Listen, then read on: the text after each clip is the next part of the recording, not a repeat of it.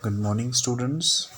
From today, we are going to start our chapter 7, that is biodiversity in living organisms. We know that living organisms are quite different from each other, right? All the living organisms are not exactly similar to each other, they all are different from one another. So, we can say that there is diversity found in the living organisms. अलग अलग living organisms जो हैं वो अलग अलग तरह के होते हैं. इट मीन्स उनमें हमको डाइवर्सिटी देखने को मिलती है. So about this thing only we are going to discuss in this chapter in detail. First of all, let us start with the introduction of the chapter. Have you ever thought of the multitude of life forms that surround us?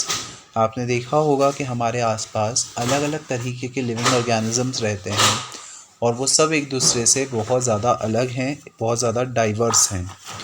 Each organisms is different from the other to the lesser or greater extent. हर organism दूसरे organism से कुछ different हो सकता है या हो सकता है बहुत ज़्यादा डिफरेंट हो. For instance consider your self and a friend. एक एग्ज़ाम्पल के तौर पे हम अपने फ्रेंड को देखें और हम अपने आप को देखें. सो हमारा फ्रेंड और हम एग्जैक्टली सिमिलर नहीं हैं, हमें बहुत सारी डिफरेंसेस हैं. तो इसी तरीके से हर ऑर्गेनिज्म में अलग बहुत सारे डिफरेंसेस हमको देखने को मिलते हैं. Are you both of the same height? क्या आप और आपका फ्रेंड दोनों की हाइट सेम है? So the answer would be no. Does your nose look exactly like your friend's nose? क्या हमारी नाक हमारे फ्रेंड के नाक जैसी ही दिखती है exactly? Answer would be no. If your hand span the same as your friend's, right? So from here we can conclude that कि हम एग्जैक्टली सिमिलर नहीं हैं और हम सब में कुछ ना कुछ डिफरेंसेस जो हैं वो होते हैं.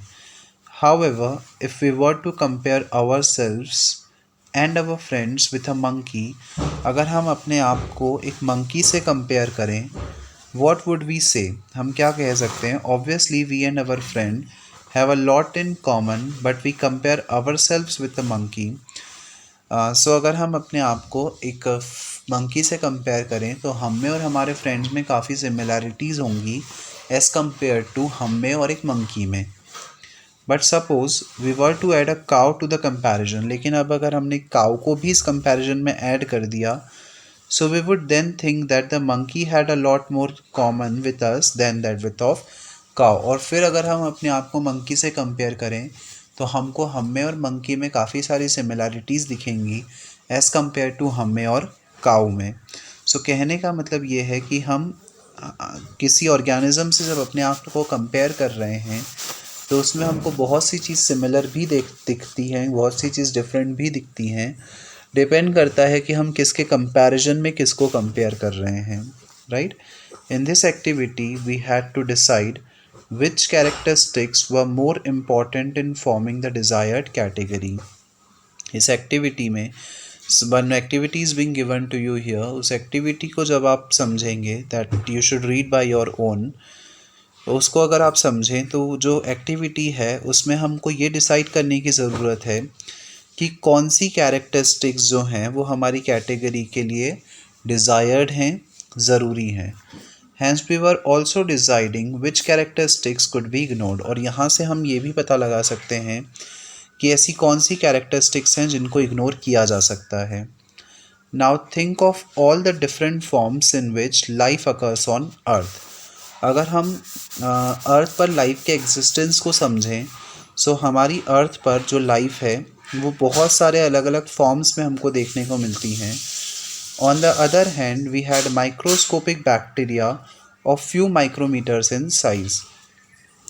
और हमारी अर्थ पर जो माइक्रो ऑर्गेनिजम्स हैं, मतलब हमको बहुत सारे ऑर्गेनिजम्स देखने को मिल सकते हैं, plants, animals, as well as बहुत सारे छोटे छोटे माइक्रो ऑर्गेनिजम्स भी जिनको हम नेकेड आइज से नहीं देख सकते हैं और उनको देखने के लिए हमको माइक्रोस्कोप की रिक्वायरमेंट होती है. While on the other hand we have blue whale and redwood trees of California of approximate size of 30 meters and 100 meters respectively. So एक माइक्रो ऑर्गेनिज्म जो बहुत छोटा, उसके कंपैरिजन में एक ब्लू व्हेल जो कि बहुत बड़ी होती है, अप्रॉक्सीमेटली 30 मीटर की, या अगर हम कैलिफोर्निया ट्रीज़ की बात, कैलिफोर्निया में जो रेडवुड ट्रीज़ हैं उनकी बात करें तो वो भी बहुत बड़े होते हैं, nearly 100 metres toll.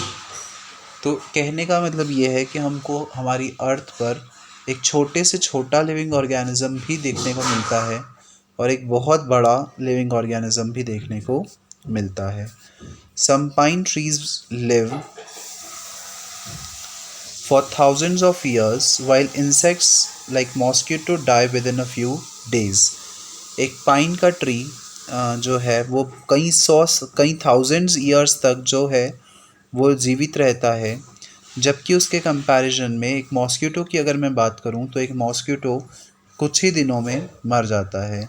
So life also ranges from colourless और even transparent worms to brightly coloured birds and flowers.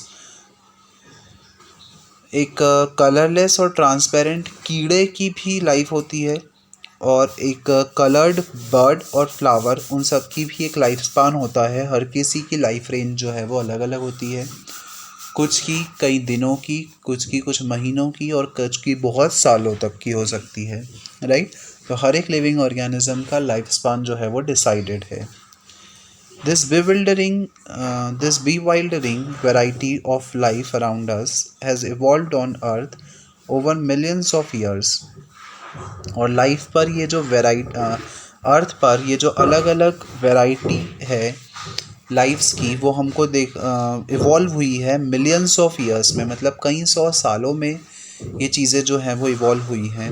However we do not have more than a tiny fraction of this time to try and understand all these living organisms. हालांकि हमारे पास कुछ कुछ seconds हैं, कुछ कुछ समय का ही time है ये समझने के लिए। हम अपने दिन में से थोड़ा भी समय नहीं निकालते हैं ये समझने के लिए कि जो लिविंग ऑर्गेनिजम्स हैं उनमें किस किस किस कारण से ये जो डाइवर्सिटीज़ हैं वो हमको देखने को मिलती हैं, क्यों लिविंग ऑर्गेनिजम्स एक दूसरे से इतने अलग अलग हैं। So we cannot look at them one by one. Instead, we look for similarities among the organisms। हम उसके बारे में डिस्कशन करते हैं। इसके लिए हम सारे लिविंग ऑर्गेनिजम्स को वन बाय वन नहीं देखेंगे, बल्कि हम लिविंग ऑर्गेनिजम्स के बीच में सिमिलैरिटीज़ देखेंगे कि कौन से लिविंग ऑर्गेनिजम्स के बीच में क्या सिमिलैरिटीज़ होती हैं और क्या डिफरेंसेस होते हैं, which will allow us to put them into different classes, जिसके कारण हम उनको अलग अलग क्लासेस में बाइफरकेट कर पाएंगे, and then study different classes and group as a whole। और फिर हम उन क्लासेस को एक ग्रुप की तरह समझ पाएंगे।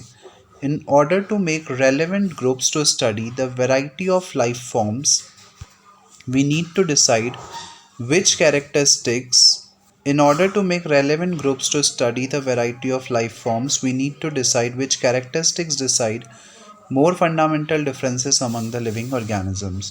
और इस चीज़ को समझने के लिए, उनको बाइफरकेट करने के लिए, हम पहले उन क्वालिटीज़ की बात करें जिन क्वालिटीज़ के बेसिस पर हम उनको बाइफरकेट करने वाले हैं। ऐसे कौन से फंडामेंटल डिफरेंसेस हैं जो इसके बेसिस पे हम उनको बाइफरकेट करेंगे। This would create the main broad group of organisms।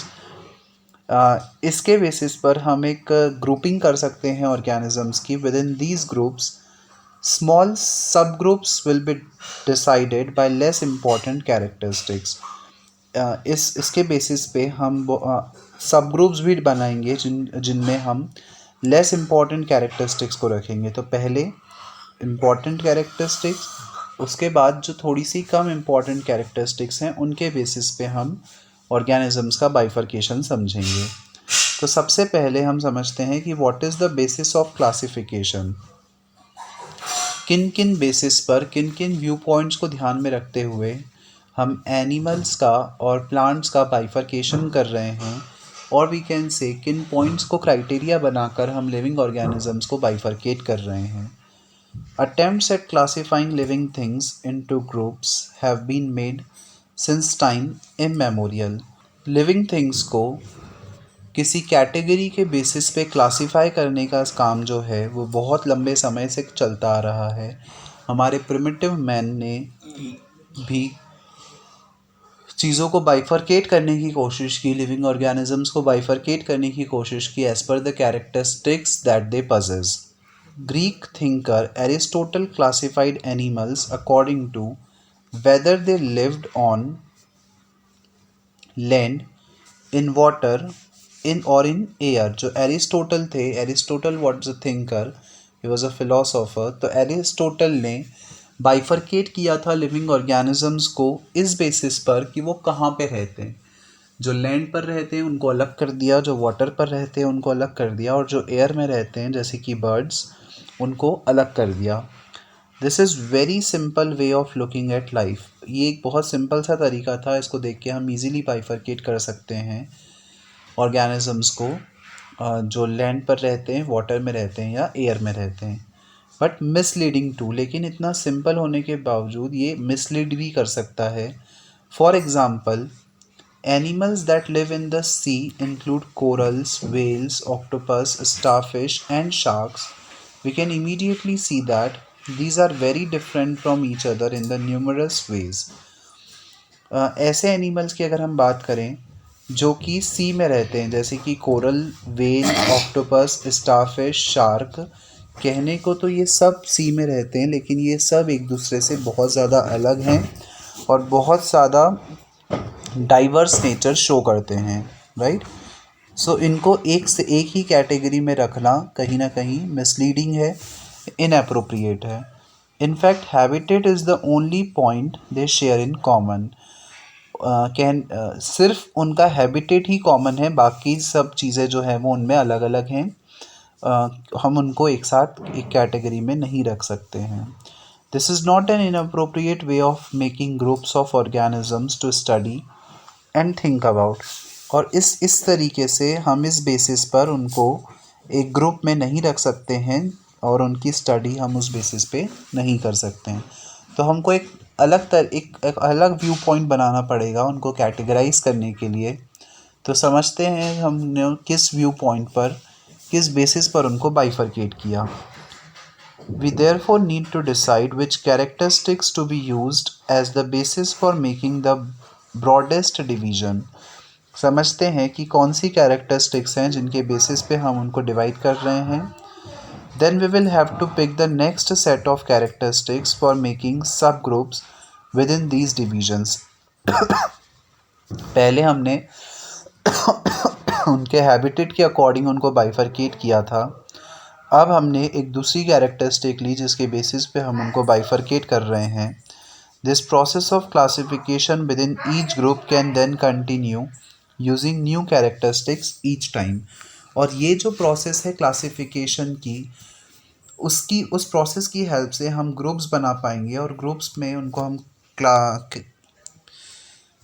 Classify कर पाएंगे कि किस बेसिस पे हम उनको कैटेगराइज कर रहे हैं. बिफोर वी गो ऑन, आगे बढ़ने से पहले we need to think about what is meant by characteristics.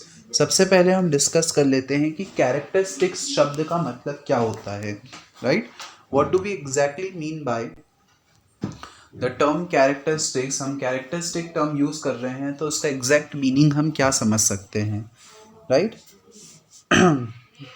When we are trying to classify a diverse group of organisms, we need to find ways in which some of them are familiar enough to be thought of together.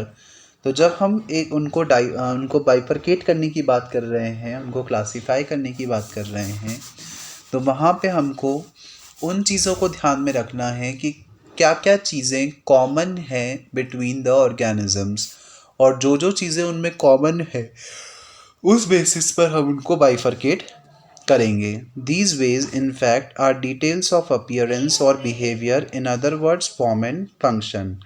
ये जो तरीके हो सकते हैं ये क्या क्या हो सकते हैं. उनका अपीयरेंस, वो दिखने में कैसे, एक दूसरे से कितने मिलते हैं, या उनका बिहेवियर कैसा है, या उनका बॉडी फॉर्म कैसा है, उनका स्ट्रक्चर कैसा है, या उनकी बॉडी के फंक्शंस कैसे हैं. तो इन सब बेसिस पर हम उनको बाइफरकेट कर सकते हैं easily. What we mean by a characteristic is a particular feature और अ पर्टिकुलर फंक्शन. जब हम कैरेक्टरिस्टिक शब्द का यूज़ कर रहे हैं तो वहाँ पे कैरेक्टरिस्टिक शब्द का मतलब है एक पर्टिकुलर फीचर या एक particular function. That most of us have 5 fingers on each hand is दस अ कैरेक्टरिस्टिक्स. अब हम जितने भी ह्यूमन बींग्स हैं जनरली सभी के 5 फिंगर्स होते हैं, राइट. एक हैंड में 5 फिंगर्स होते हैं. Thus we can, including a thumb, thus we can run, but a banyan tree cannot. हम दौड़ सकते हैं लेकिन एक बनियान ट्री जो है वो नहीं दौड़ सकता है. Is also a characteristic. तो ऐसी चीज़ जो हम सब में कॉमन है उसको हमने बोल दिया कैरेक्टरिस्टिक. अब कैरेक्टरिस्टिक कुछ भी हो सकती है. हम दौड़ सकते हैं, हम खा सकते हैं, हमारे फिंगर्स, हमारे एक हैंड में 5 फिंगर्स है. इस तरीके से कोई भी एक व्यू पॉइंट जिसके बेसिस पे हमने अपने आप को किसी दूसरे लिविंग ऑर्गेनिज्म से अलग बताया उसको हम बोलेंगे कि ये हमारी स्पेशल कैरेक्टरिस्टिक है, राइट.